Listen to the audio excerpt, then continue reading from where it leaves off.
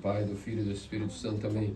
Queridos amados cristãos ortodoxos, viemos nos despedindo da festa do Natal de Belém e agora vamos rumo ao Jordão, ao deserto da Judéia, onde nós veremos agora não só nosso Senhor Jesus Cristo tendo iniciado o mistério de nossa salvação, como agora dando a Ele uma nova manifestação. Nós podemos dizer que a nossa salvação a partir de agora começa a ser trabalhada. Não que ela não estivesse secretamente 30 anos atrás da festa de hoje, que estamos comemorando já a sua antefesta hoje, a sua véspera. Não que ela não tivesse sido operada já de 30 anos atrás, quando aquele menininho secretamente no ventre da Virgem, secretamente os olhos do mundo, se fez homem, habitou entre nós, secretamente o mistério de nossa salvação já estava operando ali, no ventre materno da Sempre Virgem Theotokos, nossa soberana. E depois disso, claro, nos 30 anos que se passaram, o culto ao mundo finalmente se manifestaria oficialmente, inaugurando, portanto, oficialmente o mistério de nossa salvação. Volto a dizer, não que ele já não tivesse sido operado secretamente, desde a encarnação, desde a gestação, desde o nascimento, desde a infância, desde a idade adulta, trabalhando honestamente, derramando o fruto do seu suor, aquele que levantou as águas sobre o abismo, aquele que sustentou a terra com a sua própria força e o seu braço, agora derrama suor para dar sustento a si mesmo, não tendo tomado por usurpação ser Deus, se fez humildemente homem em tudo com exceção ao pecado, inclusive derramando através de suas glândulas sudoríparas. Quem diria, ó Deus, quão grandiosa é a tua magnitude, que não precisando de nada, te fizeste homem para precisar de tudo. Glória a ti, nosso Deus, que sendo o provedor de todas as coisas, te humilhaste ao ponto de prover para tua mãe, para ti mesmo, o próprio pão com o suor do teu rosto. Tu que havias dado este decreto para alguém que merecia, alguém que derramou o pecado sobre o paraíso, e portanto agora deveria derramar suor para ter o seu pão. A não ser que aquele que não quer trabalhar, que também não coma. Mas nosso Senhor, sendo exemplo de tudo, em tudo, para todos, sendo primogênito, inclusive dentre os mortos, para se tornar tudo em todos, também não se esquivou do trabalho como carpinteiro. Depois disso, no momento oportuno, se manifestou a Israel e gradativamente depois a todas as nações, através de seus apóstolos. Mas antes disso, ele preparou um precursor. Aquele que queria aplanar os caminhos e retificar os caminhos tortuosos, para que ele pudesse vir agora por um pavimento, por um tipo de calçada pavimentada, aplanada, corrigida, pudesse se manifestar nessa estrada pavimentada e corrigida a Israel. O que é essa estrada? Os corações dos israelitas que estavam completamente entorpecidos pelo pecado. Afinal de contas, a religião estava corrupta há mais de 400 anos. Não havia manifestação da profecia. Há 4 séculos Israel não sabia mais o que era ter sinais. Não sabia o que era ver um profeta com boca de trovão e espírito de fogo como Elias, ou como os outros todos. Simplesmente parecia que a profecia havia se extinguido. Claro que havia se extinguido por um tempo, porque agora quem iria inaugurar novamente a profecia seria o próprio Salvador, mas não antes de ser o grande profeta, o seu precursor e primo na carne, João Batista. E ele foi enviado antes como precursor para ir aplanando os corações dos fiéis. E os corações que eram tortuosos e cheios de aclives e declives, ou seja, tortuosos em relação ao pecado, era necessário que viesse um precursor aplanando e pavimentando essa vereda, para que nosso Senhor viesse já com essa vereda pavimentada manifestar-se a Israel. Significa que os corações iriam agora receber uma pregação poderosíssima, uma pregação a respeito do arrependimento. E essa pregação de João Batista contagiou tanto os fiéis, que eles vinham inspirados pelo Espírito a proclamarem os seus pecados publicamente diante do Jordão, o que faz com que o batismo diga a eles, que então, que se batizem para terem o batismo de arrependimento. Não o batismo de remissão de pecados, porque o Batista nunca enganou a ninguém. Ele sempre diz, como vimos hoje, haverá alguém que vem após a mim que é mais forte do que eu. E ele sim vos dará o batismo pelo Espírito Santo. Ou seja, significa que há que distinguir. O batismo de João Batista era um batismo nas águas do Jordão, mas sem poder curativo e salvífico. Era um batismo penitencial, ou seja, um batismo de arrependimento. Um batismo misterioso, ou seja, o mistério sacramental do batismo, inaugurar-se-ia amanhã na festa da Teofania, onde nós vamos entender por que Nosso Senhor se permitiu ser batizado. Isso é uma resposta para amanhã, não é para hoje. Ele que não tinha pecado, qual o motivo de aparecer para ser batizado? Isso nós veremos amanhã. Mas a verdade é que hoje estamos falando sobre esse batismo diferente. Um batismo penitencial, um batismo de arrependimento, de confissão de pecados e, simbolicamente, como símbolo de que esses pecados confessados, Deus iria providenciar o perdão deles, um dia, alguma hora, de alguma vez, de alguma maneira. Então se banhavam no Jordão e eram imersos 3 vezes pelo Batista, que já prefigurava o que seria a Trindade. E depois, quem diria que o próprio Senhor iria aparecer a Israel, iria exigir o seu próprio batismo. Isso foi algo tão impactante que as montanhas tremeram. Uma luz iluminou o Jordão, de tal maneira que sabe-se pela tradição que Nosso Senhor veio ser batizado à meia-noite, para que não houvesse ninguém vendo, tudo escuro, e para que se manifestasse isso, teofania, epifania, ou seja, manifestação de Deus, da Trindade. E uma das manifestações, porque como Nosso Senhor pela tradição foi às águas do Jordão de madrugada, não havia luz nenhuma. E sabe o que aconteceu? Quando ele foi entrando no Jordão, as montanhas tremiam. Depois, o Batista com suas mãos também tremia, pensando como vão tocar Deus e fazer com que Deus seja batizado no batismo de arrependimento. O que será esse mistério? Apenas faça como digo, João. É necessário que você cumpra isso também. Só faça isso, só faça, e ponto final. Os anjos começaram a se manifestar completamente perplexos. O que é que mais Deus iria ser capaz de fazer pela humanidade?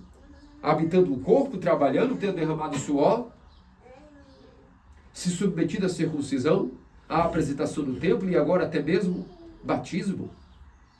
Batismo para quê? Isso é uma ferramenta para pecadores.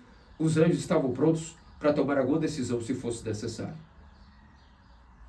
E o Jordão, quando o Senhor foi pisando as margens, o Jordão começou a retroceder. Conforme ele ia, o Jordão também recusava ser submergido. A criação inteira proclamava que Deus estava querendo cometer quase um ato fora de precedentes, uma coisa.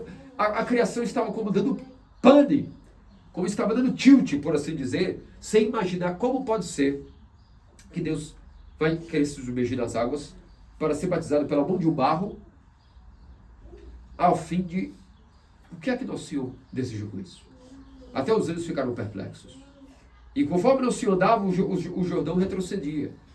E obviamente uma hora ele teve que ordenar que até o Jordão obedecesse a ele e voltasse ao seu fluxo. Mas no momento em que ele foi sendo mergulhado, o Jordão borbulhou e inverteu o seu fluxo, como dizendo, a menos isso temos que glorificá-lo. Já que não temos opção, já que nós as águas devemos submergi-lo, apenas vamos louvar a Ti de forma borbulhada e ao mesmo tempo invertendo o seu fluxo. E mais um sinal ocorreu. Como era de madrugada, assim que o Nosso Senhor entrou nas águas, uma luz resplandeceu sobre o seu corpo, como se fosse a aurora da manhã. E muitos testemunharam isso. Provavelmente, Pedro, Tiago, João, os filhos de Zebedeu, que eram discípulos de João Batista, também viram esse milagre. Foi a primeira teofania de Nosso Senhor, desde que Adão o contemplava face a face no paraíso. Agora Batista e outros mais puderam contemplar a manifestação de Deus, que nós chamamos de epifania, a teofania. Existiram outras, mas essa, como é a festa do batismo do Senhor, ela se manifesta dessa maneira esplendorosa, nesse sentido magnânimo. Esplendoroso a festa do batismo que estamos preparando para amanhã. E a verdade é que o Batista sempre disse, eis aí alguém que é mais forte do que eu, a qual eu não sou digno nem mesmo de desatar as suas sandálias. Nossos santos padres nos dão explicação sobre o que significa esse negócio de não sou digno, não sou capaz nem mesmo de desarmar as suas sandálias. A explicação disso é que o Batista estava dizendo de maneira oculta, pela interpretação de nossos padres, de que eis aí que nem eu, ao qual fui abandonado há 40 dias no deserto, em uma cova, no deserto do Jordão. E a partir daí fui alimentado e cuidado pelos anjos. Do alimento, quem me dava eram os anjos. O ensinamento de ler e escrever que me deu foram os anjos. Quem me ensinou as escrituras foram os anjos. Quem me ensinou a interpretação das escrituras também foram os anjos. Mas mesmo assim, eu, que sou o precursor, não sou digno. Eu que fui enviado pelo Espírito, com o Espírito de Elias, para o deserto, preparar as veredas para os caminhos do Senhor, eu que sou a voz que clama no deserto, mesmo assim, não sou digno de amarrar a corrente de suas sandálias. Ou seja, não consigo entender, nem sondar, nem imaginar, nem conceber o fato desse mistério que agora vem diante de mim, que é como pode ser que a divindade está escondida dentro de um corpo humano, sem separação e sem confusão. E agora o Deus homem se manifesta agora a mim e a todas as nações. Ou seja, a natureza humana divina significa justamente essas correias de sandálias, a qual o batista não consegue desatar, ou seja, não consegue compreender nem explicar como a divindade pode estar ali inseparável daquela humanidade e um corpo de homem. Eis o grande mistério de nossa salvação. Por isso, meus amados cristãos ortodoxos, logo agora vamos nos preparar para imediatamente iniciarmos as vésperas para a grande bênção das águas, a qual fazemos hoje, e outra hoje de noite também.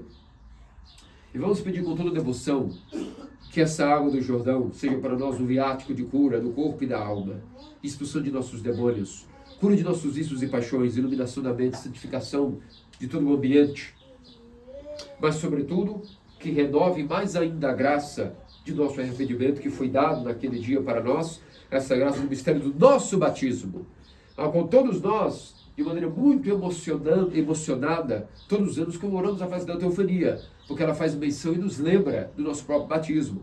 É por isso que, tradicionalmente, as pessoas deitam-se nas fileiras do batismo, entre esse período do Natal até hoje.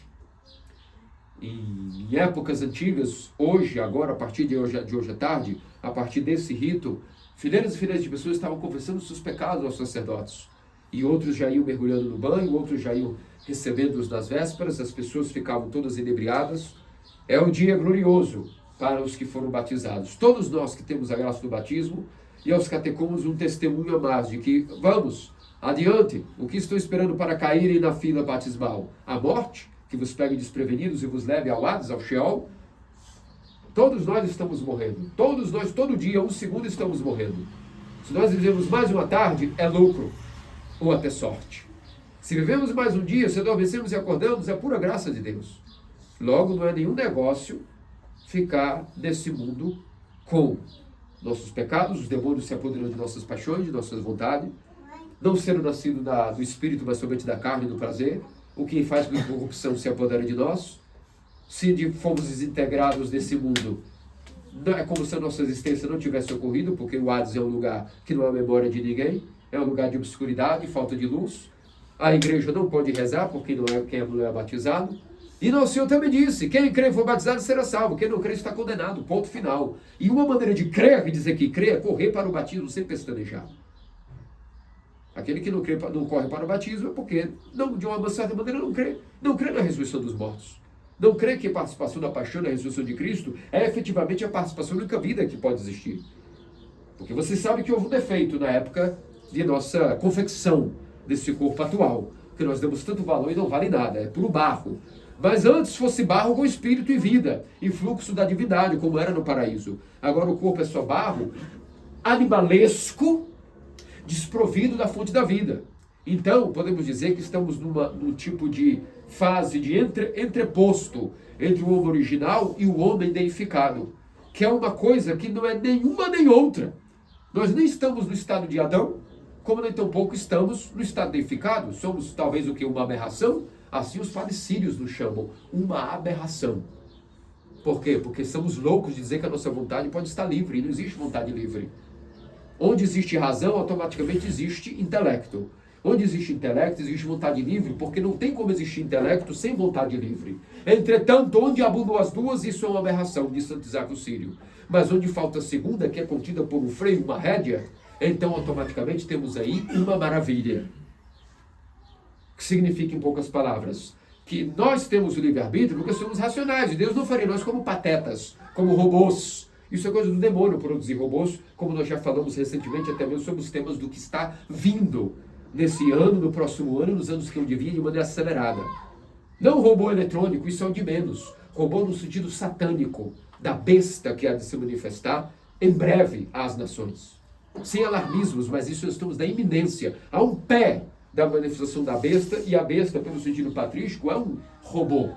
Isso é o que a Escritura narra sobre o que seria a besta, o robô. Não no sentido eletrônico, no sentido satânico, de incorporar toda a mente diabólica em um golem, em um Frankenstein. Ou no que nós vamos vendo hoje na chamada tecnologia de sistemas e da informação. Então, significa que nós não poderíamos ter sido criados como robôs. Nós somos criados à imagem e semelhança de Deus como seres racionais, igual que os anjos. Porém, com participação também no mundo visível chamado microcosmos. Então, o nosso corpo no paraíso era completamente energizado pelo fluxo da árvore da vida, não sendo caduco às leis da corruptibilidade. Mas essa vontade só existe livre porque existe o intelecto. Então o intelecto não funcionaria se não fosse por uma vontade livre. Mas a sabedoria está em voluntariamente pôr um freio, uma rédea dessa vontade livre, freando-a para que a primeira, ou seja, a razão, não sendo escravizada pelo mau uso da segunda, possa brilhar diante da iluminação do intelecto, não pelos pensamentos, mas pela iluminação das energias de Deus. Onde é que pela primeira vez nós temos uma correção disso? É no dia do batismo. Somente no dia do batismo, o corpo que recebemos de nossos pais e de Deus pela concepção ordinária, passa a ser parido de uma concepção extraordinária na pia batismal, que torna-se um ventre, que pare uma nova existência, uma nova alma livre das correntes satânicas do diabo. E ali está o estado zero.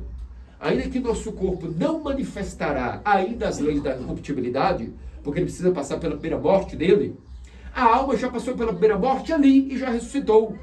Então significa que um dia as moléculas e os elementos orgânicos de nosso corpo também vão ser compatíveis com a graça da pia batismal. Só que primeiro a alma ressuscita. Depois o corpo ressuscita. Existe uma ordem predeterminada, como nos ensina Gregório Palamasso. E por que assim?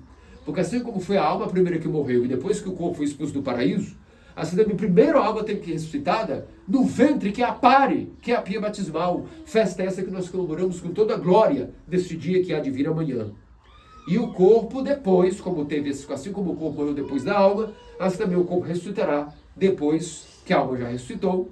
Mas mesmo nessa vida, nossas moléculas, nossa substância humana vai recebendo graças através da comunhão, através da unção dos enfermos, através do que aconteceu no nosso batismo. Agora eu lhes pergunto, tendo em vista esse panorama, qual é a vantagem de não ser batizado? Não há nenhum motivo pelo qual um cristão ortodoxo adiaria o seu batismo, postergaria o seu batismo. E alguns vão alegar de maneira hipócrita e farisaica que Constantino e alguns outros esperaram a velhice. Acaso nós vivemos nas circunstâncias dele? Acaso nos interessa a vida dele? Nos interessam os nossos pecados. A iminência da morte é agora para nós. Nós não temos um arcabouço de monge à nossa disposição para que quando veja nós agonizando, alguém corre e nos batize. Nós não somos especiais. Constantino era especial. Além de ser santo, era imperador. Podia ter toda uma corte onde ele andasse e móvel acompanhando. A hora que eu for bater minhas botas de um piripaque, alguém corre e me mergulha. E assim eu posso ser santo, programado, de maneira planejada. Ok, bom para ele, foi bom para ele assim e para nós. Somos especiais a exigir isso de Deus? Essa providência vai nos acompanhar? Isso já é tentar a Deus. É a mesma coisa que Satanás, quando o nosso Senhor sai do deserto, do batismo, a primeira coisa que ele é impelido ao deserto, Satanás oferece tudo isso a ele. Uma confiança extraordinária na providência, que não é confiança coisa nenhuma. Na verdade, é tentar a Deus. É querer usurpar da antecipação da providência de Deus ao nosso bel prazer, como se nós fôssemos, como dizer, fosse nosso empregado. Isso é muito diferente. Volto de novo, meus queridos amados irmãos cristãos ortodoxos, arrependimento. Tudo na nossa vida é o arrependimento. Toda a nossa vida é o arrependimento. A profissão do cristão ortodoxo é o arrependimento, como nós falamos no domingo posterior à atividade, onde eu expliquei em detalhes como funciona as energias que nos animam para o arrependimento, e que esse leme que nos guia para esse porto seguro tem como força motriz o temor a Deus. Portanto, meus amados cristãos ortodoxos, vamos cada vez mais nos deixar levar por essas graças que a igreja nos dá em cada temporada. Mal saímos de Belém, vamos chegando ao Jordão. Mal contemplamos a manjedoura, vamos agora contemplar os mistérios das águas. Que nosso Senhor Deus Salvador Jesus Cristo faça-nos ter uma maravilhosa festa hoje à noite e amanhã da teofania do Senhor, e que nos dê cada vez mais a iluminação da mente para entendermos o que é a mudança de coração, o câmbio de mente, a chamada metanoia, agora e para todo sempre. Amém. Oremos ao Senhor.